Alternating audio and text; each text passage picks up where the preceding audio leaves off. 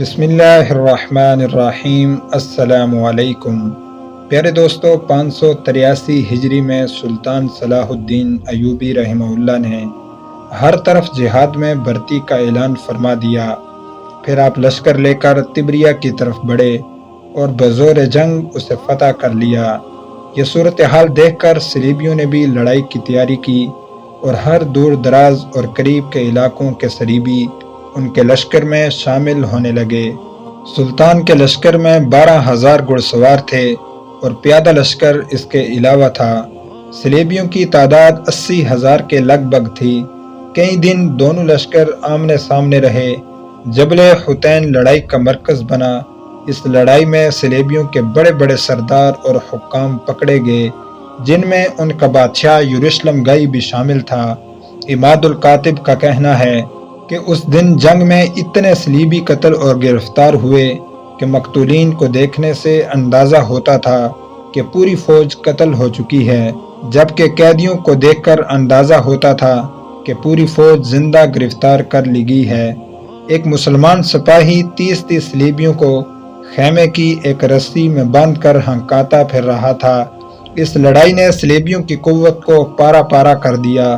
ان کی بڑی مقدس صلیب مسلمانوں کے ہاتھ آ گئی تھی اور ان کا مشہور جنگجو بادشاہ، جس نے ایک بار مسلمانوں کے ایک قافلے کو گرفتار کر لیا تھا اور جب انہیں قتل کرنے لگا تو ان سے کہا، اب تم محمد صلی اللہ علیہ وسلم کو اپنی مدد کے لیے کیوں نہیں بلاتے ہو؟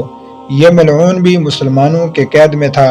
سلطان نے اسے کہا کہ اب محمد صلی اللہ علیہ وسلم کی طرف سے مدد آ چکی ہے، پھر اسے قتل کر دیا۔ اس جنگ سے حاصل ہونے والے قیدی دمشق کے بازاروں میں ایک ایک جوتے کے بدلے فروخت ہوئے۔ سلطان کے بھائی کے لشکر نے ناصریہ، کیساریہ، اسکا، صفوریہ، شکیف، سیدا، بیروت اور اسکلان کے علاقے فتح کرنے کے بعد سلطان نے اپنی اصل منزل و مقصود بیت المقدس کا رخ کیا۔ 60,000 صلیبی جنگجو بیت المقدس پر اپنے قبضے کو برقرار رکھنے کے لیے جمع تھے۔ مسلمانوں نے پورے عزم اور ولولے کے ساتھ صلیبیوں پر حملہ کر دیا اور بالآخر صلیبیوں نے امان مانگی۔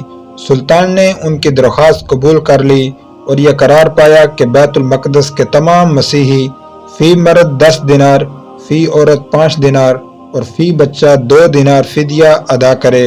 40 دن تک جو فدیہ نہیں دے گا وہ غلام شمار کیا جائے گا۔ اس قرارداد کے بعد جمعہ 27 رجب 583 ہجری بمطابق ستمبر 1187 عیسوی کو صلیبیوں نے بیت المقدس مسلمانوں کے حوالے کر دیا اور 91 سال سے جاری ظلم و بربریت کا وہ دور ختم ہو گیا جس نے پوری امت مسلمہ کے سر شرم سے جھکا رکھے تھے۔ اللہ کا یہ پاک گھر پھر اپنے حقیقی پاسبانوں کے ہاتھ میں آ گیا اور مسجد اقصی نے سکون کا سانس لیا۔ جب سلطان مسجد اقصی میں داخل ہوئے تو اس کے ایک حصے میں خنزیر بندھے ہوئے تھے اور اس کے غربی حصے میں فوج کے لیے بیت الخلاء بنے تھے اور محراب کو بند کر دیا گیا تھا۔ مسلمانوں نے فوراً اس کی پاکی و صفائی کا اہتمام کیا اور مسجد میں قیمتی قالین بچھا دیے گئے اور خوبصورت اور قیمتی قندیلوں سے اسے منور کیا گیا۔ شعبان کے پہلے جمعے میں 91 سال بعد مسجد اقصی میں دوبارہ اذان کی آواز گونجی اور اس کے منبر سے خطبہ دیا گیا اور سلطان نے اظہار تشکر کے لیے گنبد صخرہ میں نماز ادا فرمائی، کیونکہ حضرت عمر رضی اللہ تعالی عنہ کے بعد اللہ تعالی نے انہیں بیت المقدس کی فتح کا اعزاز بخشا تھا۔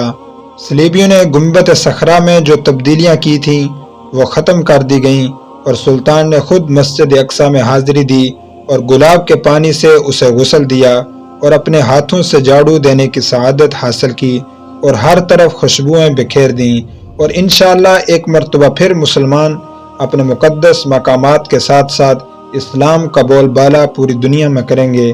پیارے دوستو، ایسی ہی مزید ویڈیوز دیکھنے کے لیے ہمارا چینل دستور حیات سبسکرائب کر کے بیل آئیکن کو آل پر کلک کر لیں تاکہ ہماری ہر ویڈیو آپ کو ملتی رہے۔ اپنا بہت سا خیال رکھیں۔ السلام علیکم۔